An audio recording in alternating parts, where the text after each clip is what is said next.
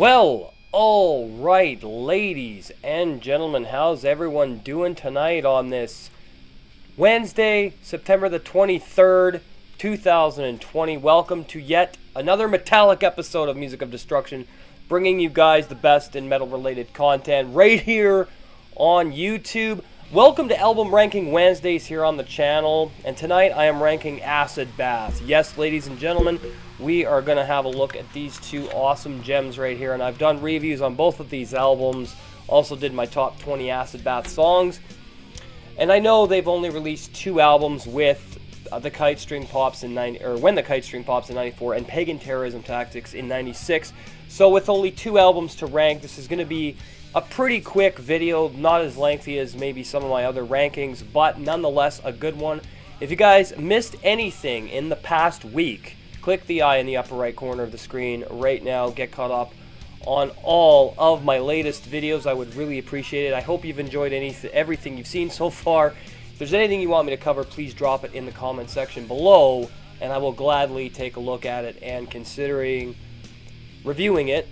Just no slam or deathcore bands. I'd really appreciate that. Now, let's get into the episodes, shall we? Obviously, coming in at number 2, we're going to have Paegan Terrorism Tactics, which came out in 1996 on Rotten Records. And, you know, this is an album that was a bit of a shift away from the first record in terms of how sludgy and doomy the first record was. The production on Paegan Terrorism Tactics is a lot cleaner. And yes, it still does have that doom-laden psychedelic nightmare, sinister atmosphere, and there's a lot of really powerful emotion on this album. There's a lot of great tracks. In fact, there isn't a song on Paegan Terrorism Tactics that I skip over, and one of my favorite tracks on the album is actually Graveflower, Bleed Me an Ocean, Locust Spawning, New Death Sensation, Venus Blue, 13 Fingers. I mean, there's so many songs on here that are very good, and they're crafted with precision, integrity, authenticity, conviction, and passion. But this album, to me, I didn't like the production very much. It's too clean, and it takes away from some of that sinister atmosphere that the first album had, and that I really appreciated about When the Kite String Pops, is definitely that raw, grittier production. However, Paegan Terrorism Tactics did have a lot more faster elements. It was a little bit moved away from that sludgy doom territory. It still had a lot of those elements in place, but it was also doing different things and had a little bit more of a punk meets hardcore edge meets doom and sludge, is what I felt with Paegan Terrorism Tactics. Nonetheless, an amazing album and one that I love, but just not my favorite from Acid Bath. Of course, coming in at number 1, we have When the Kite String Pops. This album, to me, is one of the most incredible debut albums from any band in any fucking genre, and what they did for the sludge metal scene in New Orleans is absolutely undeniable with this record.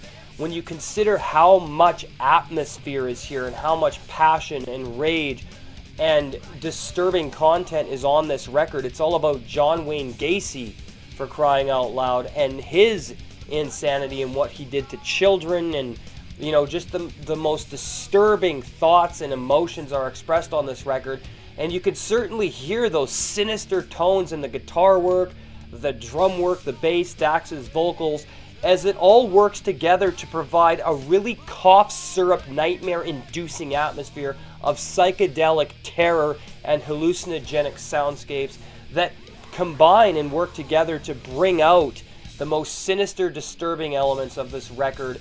And it's something that I don't think any sludge band can even touch to this day and age, with the exception of perhaps I Hate God, Down, maybe a little bit of Soylent Green in there, but Down and I Hate God, to me, are some of the only bands that can compare to just what Acid Bath did with this record and Paegan Terrorism Tactics. But this one, I feel, is just a lot darker and sinister and aggressive and raw, and it's absolutely a fucking masterpiece in my eyes of sludge doom metal. And so many bands would take influence from When the Kite String Pops and craft their own take on sludge metal.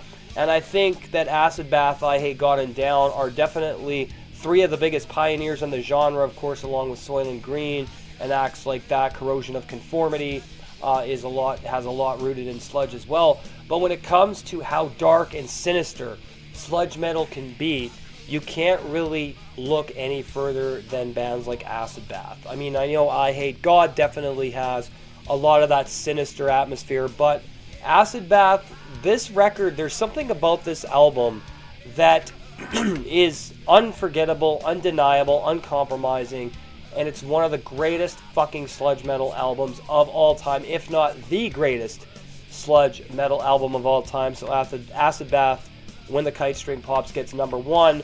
And I could sit here and talk about this album for ages, but if you go and check out my review, I give you a full in-depth review of what I hear in this album, and I go into depth about the songs and the music and everything, as I did on Paegan Terrorism Tactics as well. But yeah, number one, When the Kite String Pops, and number two, Paegan Terrorism Tactics. They're both really good albums for very different reasons, as I alluded to in this video. So thank you very much, guys. Another album ranking in the books. And hey, if you're new, make sure to subscribe and turn on the bell so you don't miss anything. Follow me on Twitter and Instagram at Music of Destruction. Join the Facebook group for all things metal. Go to facebook.com/groups/Music of Destruction. The Seed episode 26, The History of Death Metal Part 2, is up on Patreon right now. Thank you very much for your support. $5 a month gets you access to these podcasts. $1 a month will get you a shout out on my channel. And I will review any album of your choosing, just no slam or core bands within reason, of course. Also, I want to thank Colton James for all of his help. We're going to be starting our very own YouTube channel, Reviews on the Run. We are putting together a good production for this. We want to have the right equipment, the right lighting and everything. He wants to get camcorders, and he wants to have multiple camera angles when we're shooting reviews. And I want to do that for my own YouTube channel, so that's what your support is going to go to. If you want to see the production value of this channel upped, then consider supporting on Patreon. Even $1 a month will help me achieve these goals. So thank you to those who are supporting. I really do appreciate it. So yeah, I'm going to give you guys a clip here of what to expect from our new YouTube channel, Reviews on the Run. So here we go. My name is Scarlett Marlowe, and I'm a student in urban archaeology. What was that?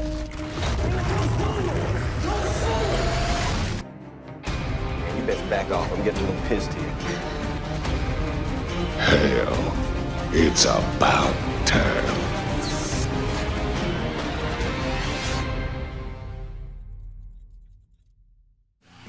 And guys, we are back. I want to give some shout outs to some great brothers in the metal YouTube community that I'm friends with. Metal Bench Chronicles, King of Swords, Acid Metal, Back with Metal. Thank you very much for watching tonight. We will see you for Top 20 Thursdays tomorrow here on Music of Destruction. Make sure you subscribe, share the video, and like and comment. Have a great night and stay fucking metal. Cheers, everybody.